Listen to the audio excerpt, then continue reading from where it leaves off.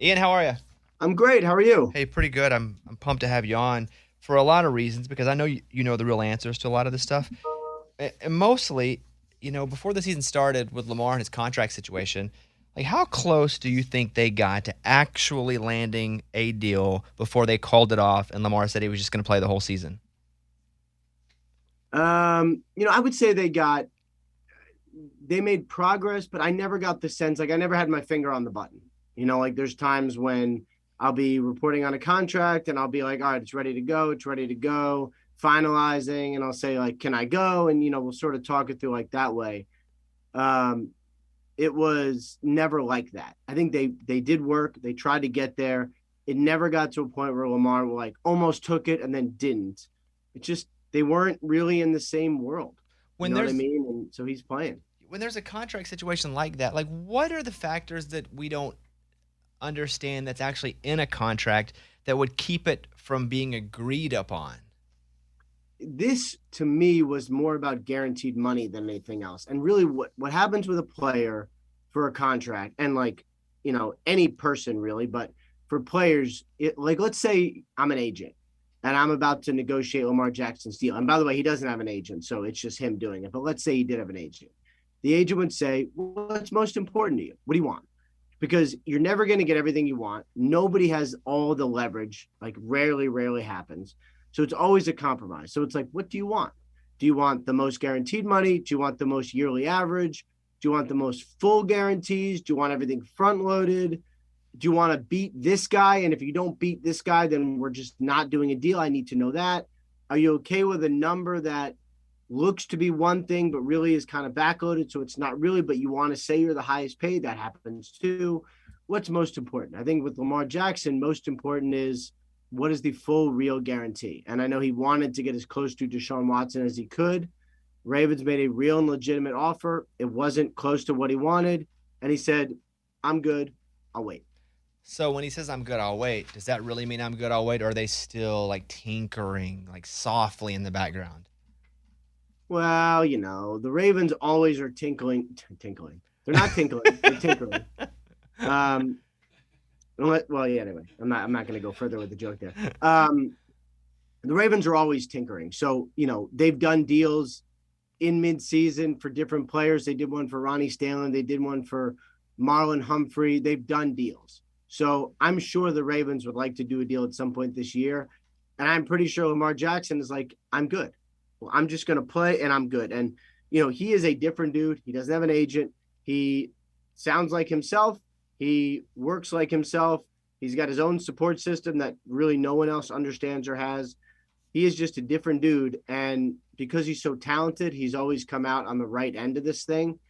And that's where he's going to be this time, I think. But he continues to get questioned and he continues to really just not care, which in a way I respect.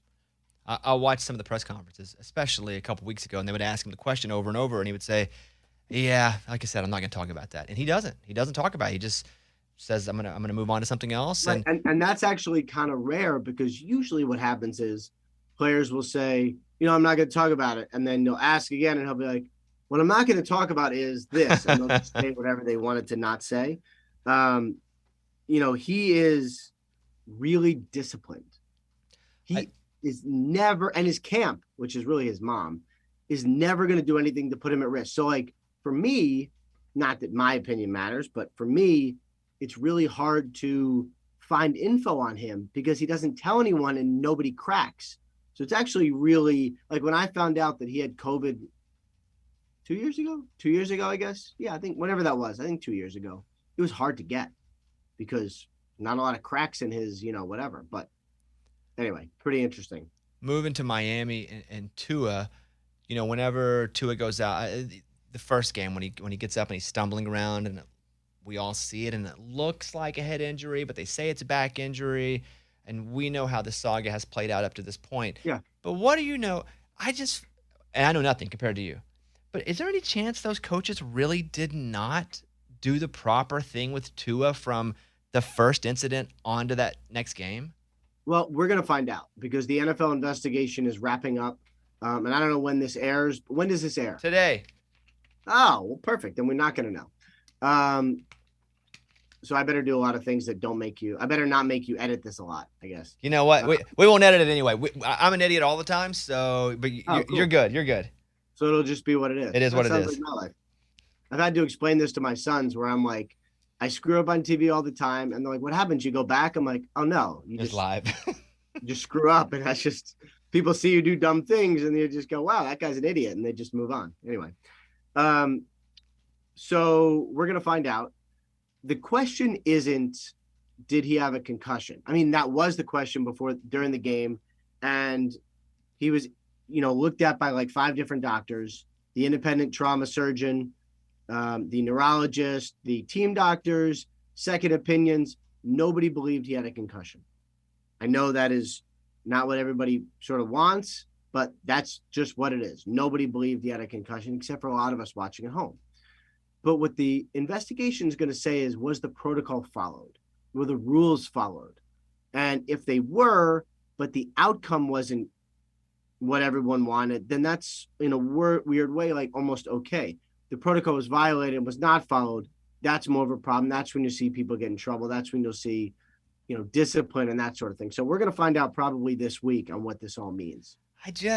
Being somebody that's also in a highly competitive field, you are, I am, they are. Obviously, theirs is much more physical. I Yeah. just don't know if I would put my entire career on the line to fake a test for my quarterback, because that's what all those guys would be doing if they didn't follow protocol to get him back in a game. They would, in essence, be putting their careers on the line for Tua to get back a game early. I mean, that's almost unthinkable, right? I mean, you know, for me, like let's go the other way. Let's say that like people have sort of blamed or whatever. Um, People have sort of blamed uh, the Dolphins or Mike McDaniel or Dolphins doctors for putting him in there. So let's assume that it's a vast conspiracy. So that means the team doctor put his license at risk. The unaffiliated neurotrauma expert put his license at risk.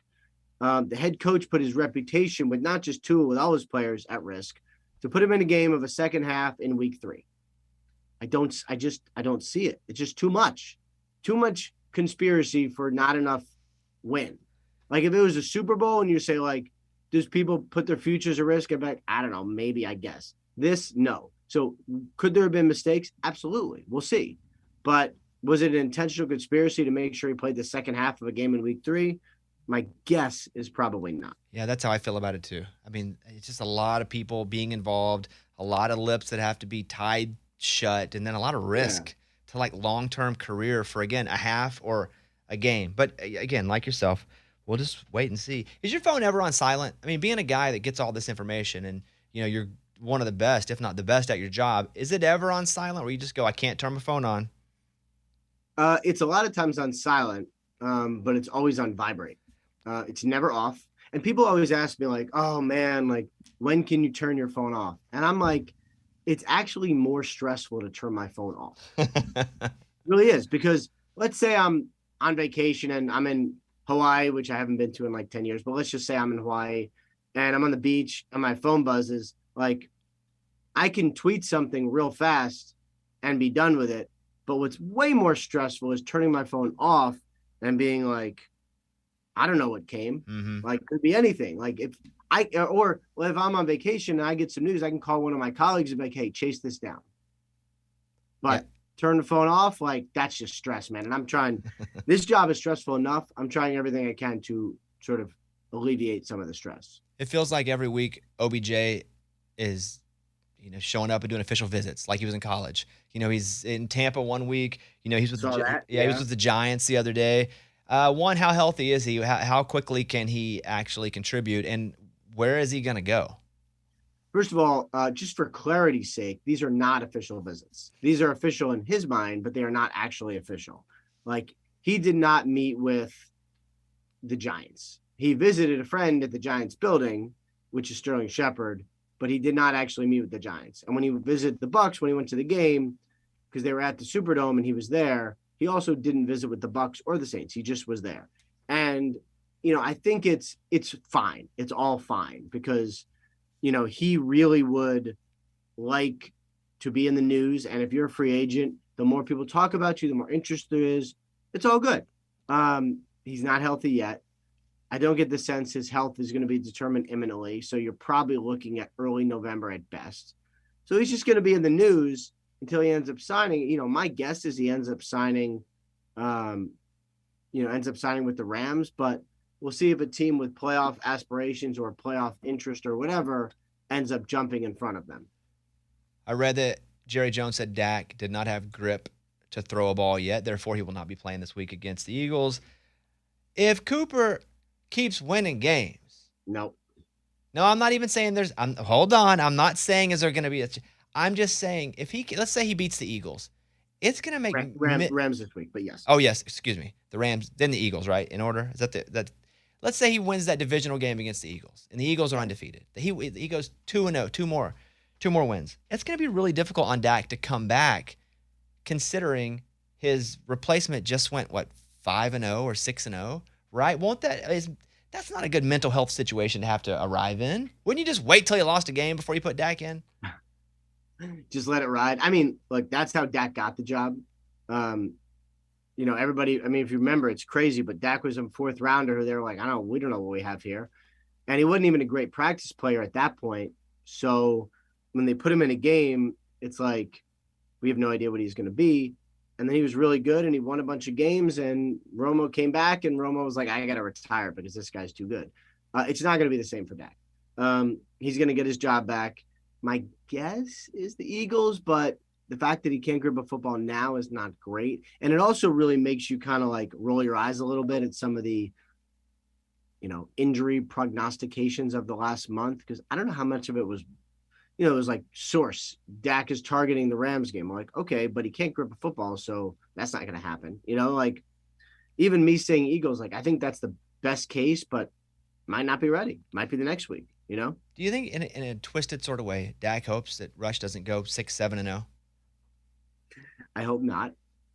I was thinking that, no, I hope not.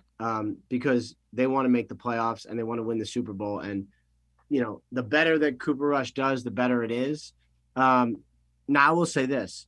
What this has made us realize, I think, is that the Cowboys are good. Dak's going to be better than Cooper Rush. I feel a lot of confidence saying that. This defense, I was at the Giants game, they are nasty.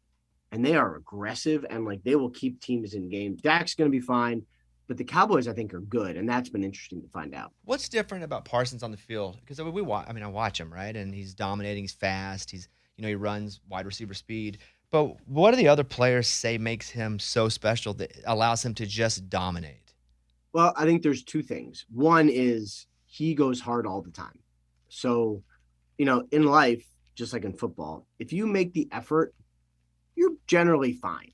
If you try hard to do something, it's like in our world, if someone wants to be a reporter and they're bad at a bunch of things, but they work really hard and want to be good, I'm always like, that guy's probably going to be good because that's kind of what it takes. Just want to be good and try hard. You're 75% of the way there. The other thing is, for some strange reason, Micah Parsons is an off-the-ball linebacker. That is his job. But he is just as good at 3 other jobs. And I don't understand how this happened, but if he was a full-time pass rusher, he'd be one of the best pass rushers in the NFL. If he was a full-time off-the-ball linebacker, he'd be one of the best in the NFL. If he was an inside linebacker as opposed to an outside linebacker, he would also be one of the best in the NFL. There's just not a lot of guys like this that are so good at multiple things where he was a tough evaluation because people are like, well, what is he? It's he's all of the things, which is amazing. Justin Herbert, where are we on his injury and when will he be back to full mobility? Getting really close. I don't think he was 100% last week, but he was better, looked better, was better. He'll be off the injury report. He'll be a full participant. Generally 2 to 3 weeks for those rib cartilage fractures and you're good. I think he's getting real close. And, the crazy thing, and he's awesome and tackles are not sexy, but they had a rookie left tackle who was drafted in the 6th round, who was drafted to be a guard, who came in and played awesome. To me, they're looking like the team we all thought they were, and I think they're going to kind of keep doing this. Do the Colts suck? Maybe. maybe. I kind of hope not, because I like a lot of their people, but maybe. Yeah, I mean, they should have a really good defense. And Shaq Leonard, who used to be Darius Leonard, has been out there not very much, and he's got a broken nose, and he's probably not. He's definitely not going to be out there Thursday night either. But they run the ball well. Matt Ryan has fumbled the ball a lot. The only way they don't suck, I think, is if Matt Ryan cleans up the fumbles and all of those possessions turn into just regular possessions, right? Because like you fumble 9 times, you take those away, you score touchdowns in what, 3 of those drives, and maybe a field goal and a couple more. Like you're better.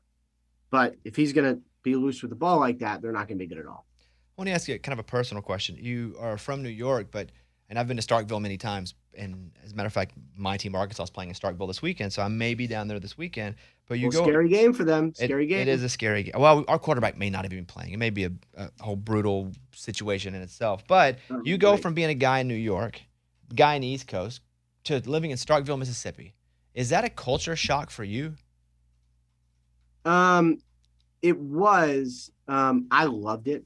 I really liked the South, and my wife's from Mississippi. I met her there when I was living in Starkville. She was a student at Mississippi State.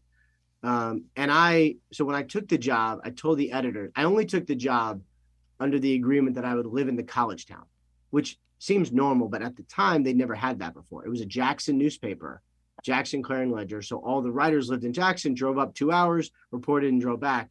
I'm like, no, I want to be immersed in this culture, this team. I want to live there. And I did. And it was a small town. They got like 3 bars and restaurants. And like when I'm waiting online for things, my turn is up when it's up. You know, like in New York, you're like, come on, I got this like bagel coming. You know, like I got things to do. I got like 4 appointments. Like, let's go.